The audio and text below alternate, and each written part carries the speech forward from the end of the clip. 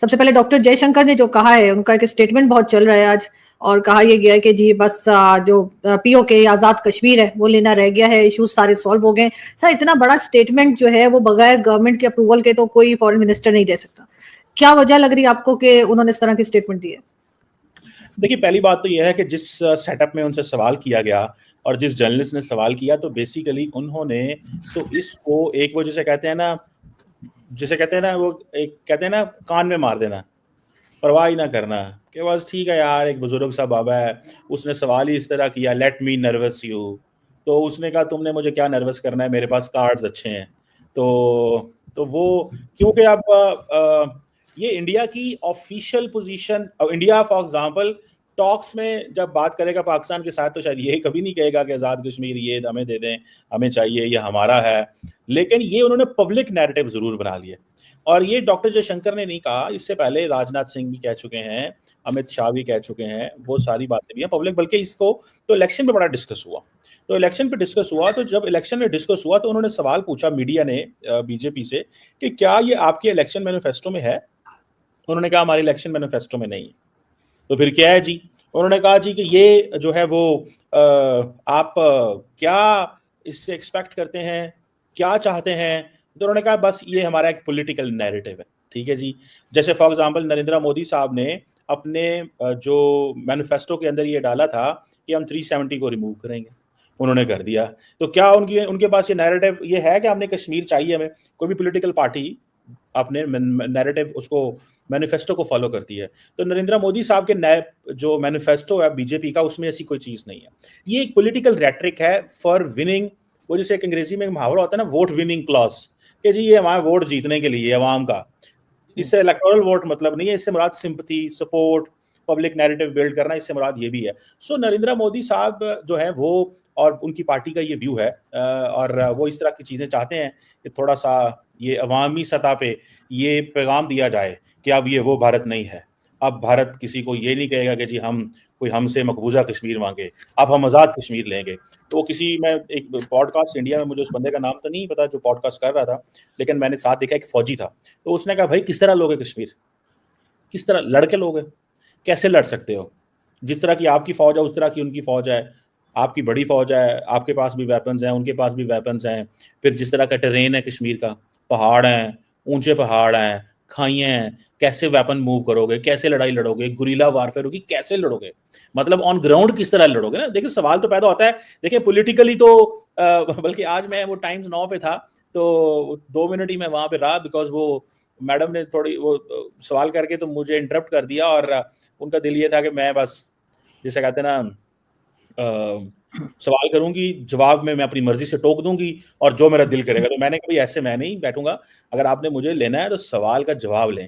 It doesn't look nice कि आप मुझे आधे 30 सेकंड 20 सेकंड के लिए सुने एंड देन आप कहें जी कि सॉरी मैं आगे जाना चाहूंगी, मुझे आपकी बात नहीं पसंद और मैं आपको देखता रहूं। ऐसे कि मैंने कहा नहीं होगा। तो मेरा द पॉइंट इज के मैंने मुझे उसने सवाल यही पूछा टीवी पे, एक इंडियन टीवी पे था, तो सवाल पूछा, तो मैंने कहा जी देखें आपको ये सवाल अपनी आर्मी चीफ से पूछना चाहिए था, अपने एयरफोर्स चीफ से पूछना चाहिए था, अपने नेशनल सिक्योरिटी एडवाइजर से पूछना चाहिए था कि क्या हम आज़ाद कश्मीर ले सकते हैं।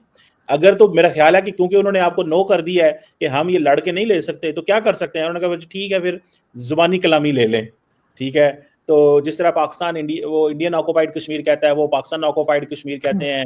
जो न्यूट्रल लोग हैं वो कहते हैं इंडियन एडमिनिस्ट्रेटिव कश्मीर या पाकिस्तान एडमिनिस्ट्रेटेड कश्मीर। हर बंदे ने अपना नाम रखा हुआ, तो जिस तरह नाम अच्छा लगता है वो नाम ले लो।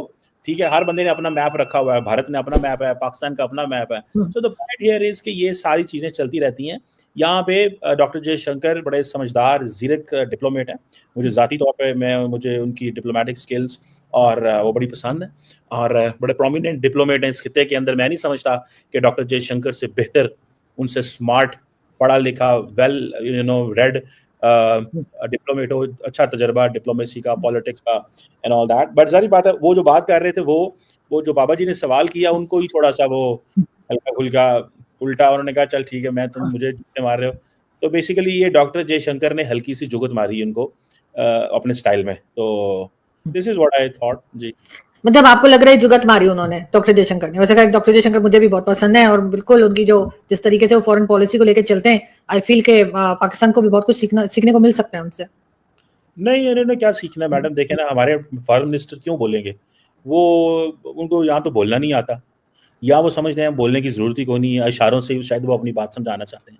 कई लोग होते हैं शायद उनका ये हो कि वो इशारों से बात समझाना चाहते हैं, तो शायद हमारे फॉरेन मिनिस्टर साहब जो है ना वो इशारों के ज़रिए कुछ बताना चाहते हो, बोल के तो वो बहुत कम, कहीं पे आवाज़ उनकी कम ही सुनाई देती है। उनका ज़्यादा ध्यान इस चीज़ पे है कि मैं फलां सेक्रेटरी को 21वें ग्रेड के वाले को 22वें में कर दूँ, उसको इधर कर दूँ, उसको इधर कर दूँ। तो बेसिकली तो वो फाइनेंस मिनिस्टर थे, उनको उठा के इन्होंने लगा दिया है इसमें, तो वो बड़े नाराज़ हैं बेसिकली, तो दरअसल सही मानों में देखा जाए तो बहुत नाराज़ हैं, उनको गुस्सा है, तो वो अपना गुस्सा जो है ना खामोशी से गुजार के निकालते हैं, मुझे तो ये लगता है।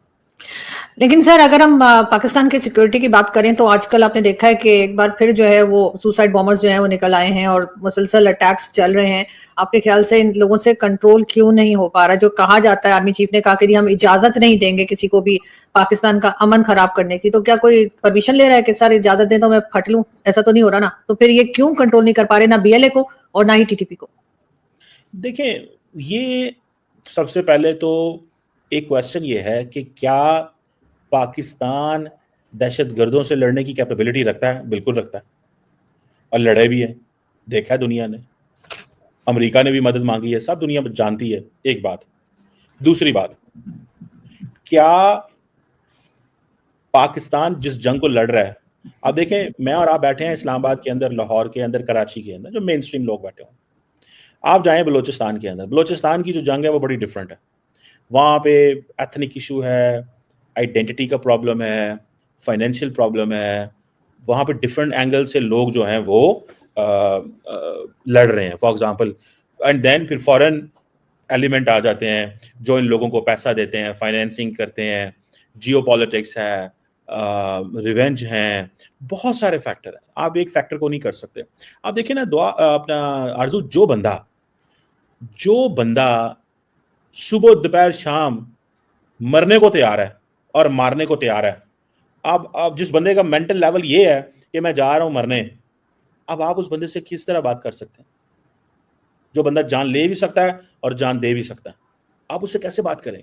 सो ये मजहबी एलिमेंट, फॉर एग्जांपल ये जो खातून थी, क्या नाम है उसका, शारी बलोच, या एक और थी, पता नहीं वो सलाइमा का क्या नाम है, सुलेमानिया क्या नाम था, जो लड़की खातून जो सुसाइड बॉम्बर है, अच्छे घर से हैं लेकिन मोटिवेट हो चुके हैं।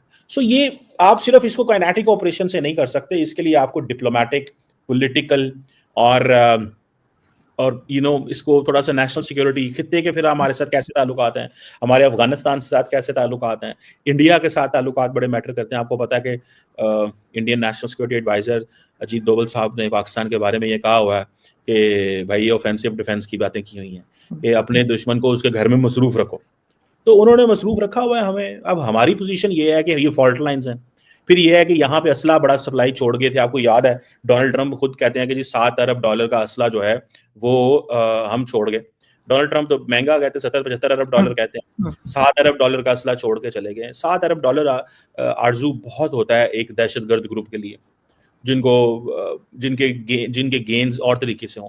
सो ये मैं समझता हूँ कि इतना आसान नहीं है। क्वेश्चन ये है कि ये भी पिछले साल बहुत ज़्यादा हालात ख़राब हुए, तो इट टेक सम टाइम। मुझे इस चीज़ का बड़ा अच्छे से अंदाज़ा, और आपको भी बड़ा अच्छे से अंदाज़ा है। सो लगता ये है कि things are not going to be the way they are, things will get better. लेकिन सिर्फ एक ही चीज़ है कि मुझे जो ज़ाती तौर पे लगता है थोड़ी सी जो है ना, थोड़ी सी एफर्ट मज़ीद करनी पड़ेगी, और वो एफर्ट है डिप्लोमेटिक मीन्स के ज़रिए। वो एफर्ट ये है कि जैसे तैसे जो भी हो पाकिस्तान को खित्ते के ममालिक को इंगेज करना पड़ेगा, जिसे this is what I understand, खित्ते के ममालिक को इंगेज करना पड़ेगा। अगर वो हम नहीं करते तो obviously it won't look better. लेकिन सर आपने कहा, अजीत डोभाल साहब ने कहा कि लोगों को अपने ही घर में मसरूफ रखा जाए, पाकिस्तान की तरफ इशारा था। तो आपका ख्याल है जो ये यहाँ पर जो गड़बड़ चल रही है और जो अटैक्स चल रहे हैं, या जो एक कह लीजिए कि सिक्योरिटी को लेकर एक प्रॉब्लम पाकिस्तान में रहती है, तो वो भारत कैसे करवा सकता है? वो कैसे हमें मसरूफ रख सकते हैं? ये तो हमें अफगानिस्तान वाले मसरूफ रखे हुए।